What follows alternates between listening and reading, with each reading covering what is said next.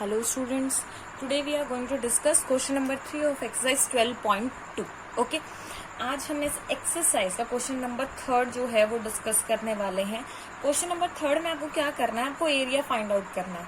How Radha made a picture of the aeroplane with the coloured paper as shown. ये coloured paper से आपको एक diagram given है, book के अंदर ऑलरेडी प्रिंट है, आपको टोटल एरिया निकालना है। ठीक है, after that when you conclude कि यहाँ पे देखिए डिफरेंट टाइप्स के हमने ट्रायंगल जो है वो देखेंगे। ठीक है, जैसे कि आपके पास ये ट्रायंगल है, this one is 5 and this one is also 5। ठीक है, तो ये जो बेस है आपके पास, ये बेस और ये बेस ये सेम है। It means if it is 1 centimetre then it is also 1 centimetre. तो आपके पास ये भी क्या हो जाएगा, 1 centimetre. Okay, now here it is a right angle triangle because the line is straight. ये जो लाइन आपके पास बिल्कुल स्ट्रेट है। ठीक है, ये आपका 6 सेंटीमीटर गिवन है और ये 1.5 गिवन है। Okay, now take this one as a fifth part. ये आपका सेकेंड पार्ट है, दैट इज ये आपको 6.5 ये 1 सेंटीमीटर गिवन है, जो कि आपके पास किस चीज की शेप है, रेक्टेंगल की शेप है। After that the lower 1/3 which is the shape of a trapezium. ये हमारे पास एक ट्रेपीजियम की शेप गिवन है। ठीक है, हम डिफरेंट शेप्स के अकॉर्डिंग इनका क्या करेंगे, एरिया फाइंड आउट करेंगे। फर्स्ट ऑफ ऑल कंसीडरिंग, आप यहाँ लिखेंगे कंसीडरिंग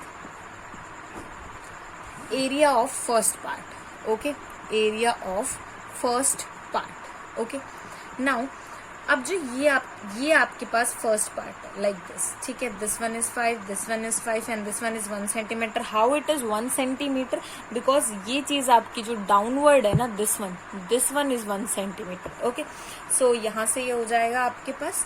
ठीक है, नाउ दो साइड्स इसकी इक्वल है। ठीक है, तो ये आइसोसेलेस ट्रायंगल हो जाएगा। अप्लाइंग रॉस फॉर्मूला,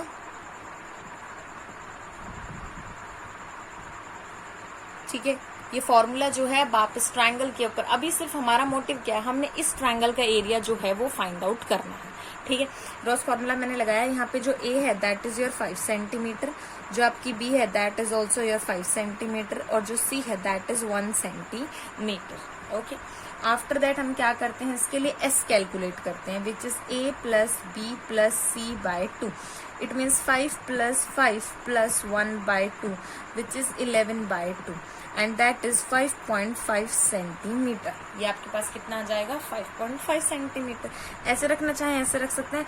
ठीक है, और 5.5 सेंटीमीटर से ये आगे हमें कैलकुलेशन में इजी हो जाएगा। आफ्टर दैट एरिया के लिए आपके पास क्या फॉर्मूला होता है, S, that is your S minus A, S minus B, S minus C. ठीक है, इस तरीके से ये आपको गिवन है।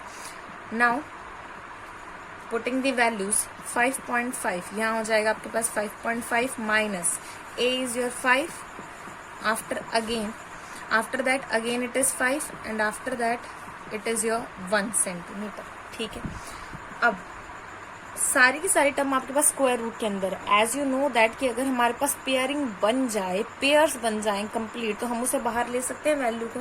तो 5.5 इसको माइनस किया 0.5, again minus 0.5, again minus, we got 4.5।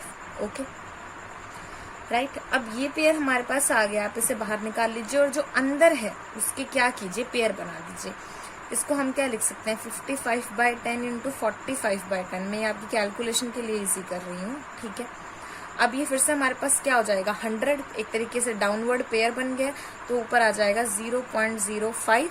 ठीक है, और यहाँ से आपके पास हो जाएगा 55 इंटू 45। ठीक है, फिर से इसकी प्राइम फैक्टराइजेशन हम कर देते हैं। 0.05 है, अंदर क्या है 55 यानी 11 इंटू 5, अगेन 45 यानी 3 इंटू 3 इंटू 5। ठीक है, तो एक पेयर आपके पास ये है और एक पेयर आपके पास ये है। अब इन पेयर्स को हम क्या करेंगे, बाहर निकाल लेंगे। ठीक है, तो ये आपके पास हो जाएगा 0.75। हाउ इट इज 0.75, देखिए 0.05 था, फिर एक मैंने 5 को बाहर निकाला है और एक मैंने 3 को बाहर निकाला और अंदर रह गया आपके पास 11। ठीक है, कितना रह गया, 11। ओके, आफ्टर दैट ये हो जाएगा आपका 0.75 √11 सेंटीमीटर स्क्वायर। आप रूट 11 की वैल्यू को यहाँ छोड़ना चाहे छोड़ सकते हैं, बट कई बार होता है आपको एग्जैक्ट आंसर निकालना होता है, अभी आपको एडिशन भी करना पड़ेगा। तो रूट 11 की जो वैल्यू होती है दैट इज 3 पॉइंट, ठीक है, अंडर रूट 11 जो है दैट इज योर 3.31, इसकी वैल्यू होती है हमारे पास 3.31। तो हम यहाँ पुट कर देते हैं 0.75 मल्टीप्लाइड विथ 3.31, ठीक है।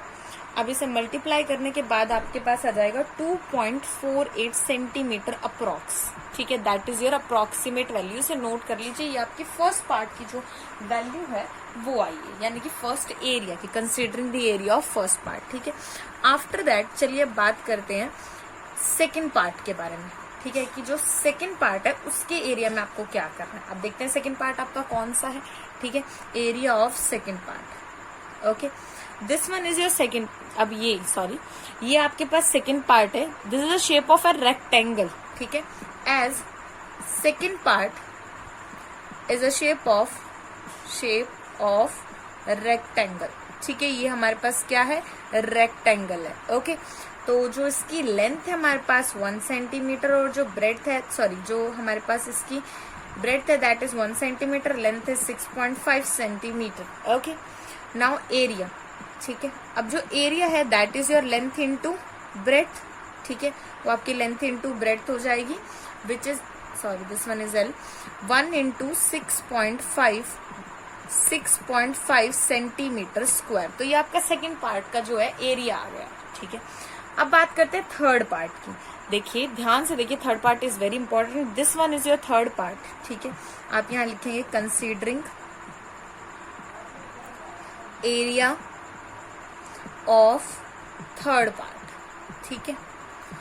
थर्ड पार्ट को जब हम कंसीडर कर रहे हैं तो ये कुछ इस शेप में है आपके पास, like this 1 1 1 and this one is 2, ठीक है, which is the shape of a trapezium. ये एक ट्रेपीजियम की शेप है आपके पास। अब बात करते हैं, देखिए, या तो आप हाइट को निकाल लीजिए, ठीक है, हाइट निकालेंगे सम ऑफ पैरेलल साइड इनटू में हाइट, तो वहां से आपका निकल जाएगा। एक और चीज है कि हम इसे चेंज कर देते हैं, ठीक है, कैसे, ये आपका कुछ इस तरीके से गिवन है।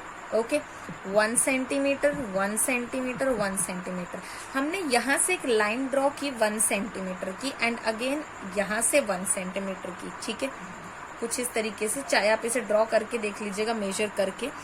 तो ये 1 centimetre, this one is also 1 centimetre. तो जो हमारे पास ये पॉइंट आता है that is your mid point. तो यहाँ पर भी हमारे पास क्या बचता है, 1 सेंटीमीटर बचता है, ठीक है।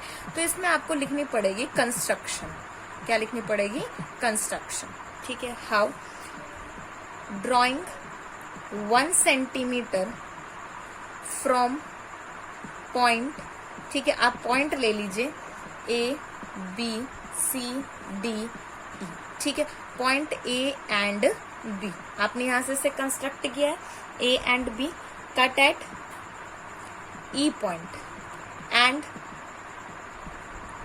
We got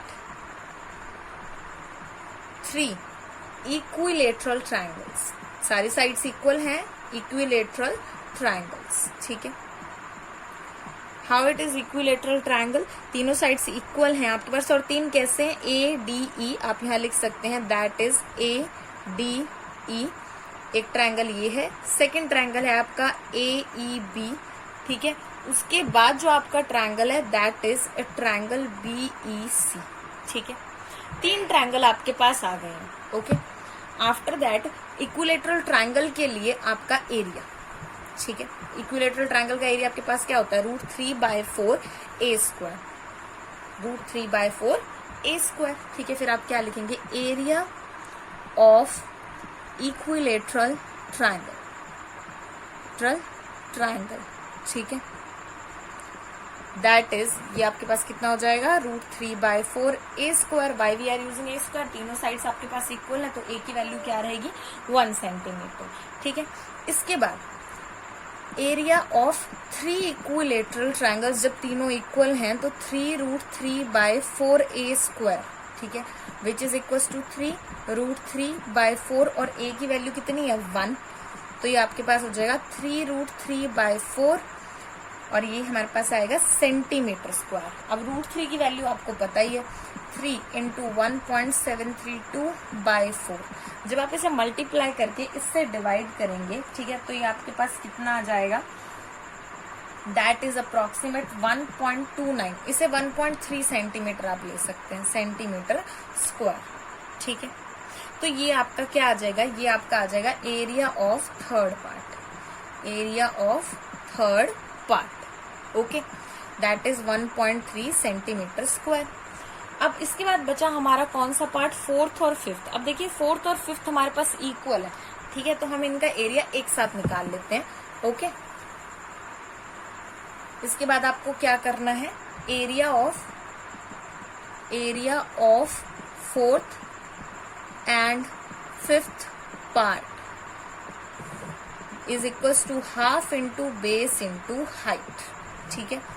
and I am multiplying it with 2, मैं इसे 2 से मल्टीप्लाई कर रही हूँ, वाई, क्योंकि आपके पास ये जो गिवन है ये सिर्फ एक का नहीं है, 2 का है, तो इसलिए मैंने 2 से इसे मल्टीप्लाई कर दिया, ठीक है। तो हाफ, ठीक है, यहाँ से आपका बेस हमारे पास कितना हो जाएगा, 1.5, इसको मैं 15/10 लिख सकती हूँ, एंड 6 सेंटीमीटर, अगेन 2, ठीक है।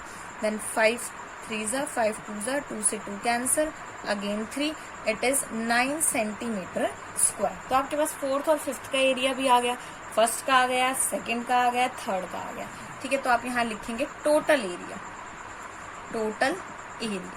तो जो फर्स्ट पार्ट है उसका एरिया आपके पास कितना आया था, 2.48 समथिंग, प्लस एरिया ऑफ, आप यहाँ पे थ्योरी लिखना चाहे लिख सकते हैं, area of first part, area of second part, area of third part, plus area of fourth and fifth एक साथ, क्योंकि हमने एक साथ ही निकाला है हमने, ठीक है।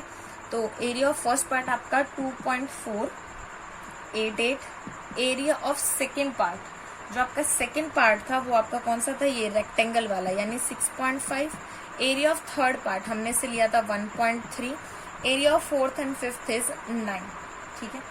तो जब आप इसे यहाँ से निकालेंगे तो ये आपके पास 19.2 समथिंग आएगा, ओके। हो सकता है पॉइंट का थोड़ा डिफरेंस आ जाए क्योंकि हम रूट की वैल्यू को लेते हैं इसके अंदर, एंड सेंटीमीटर स्क्वायर अप्रोक्स आप ब्रैकेट में लगा दीजिएगा। तो this one is your total area, ये आपका टोटल एरिया जो है वो आ जाएगा, ठीक है। तो इस तरीके से आपको इसे कैलकुलेट करना है, थोड़ा सा यहाँ पे हो सकता है कि चेंज हो जाए आपका, इट डजेंट मैटर, रूट की वैल्यू में इतना चेंज हमारा चल जाता है, ठीक है। और अगर आप रूट की वैल्यू को भूल जाते हैं तो आप यहाँ पे डायरेक्टली 0.75√11 लिख सकते हैं, 3√3/4 लिख सकते हैं, और सारी वैल्यूज को फिर एड अप करके दिखा सकते हैं कि ये हमारे पास टोटल एरिया रहेगा। तो इस तरीके से इस क्वेश्चन को आपको क्या करना था, सॉल्व करना था, ठीक है। This one is very very important. Next video में बात करेंगे आपके नेक्स्ट क्वेश्चन के बारे में। Thank you so much.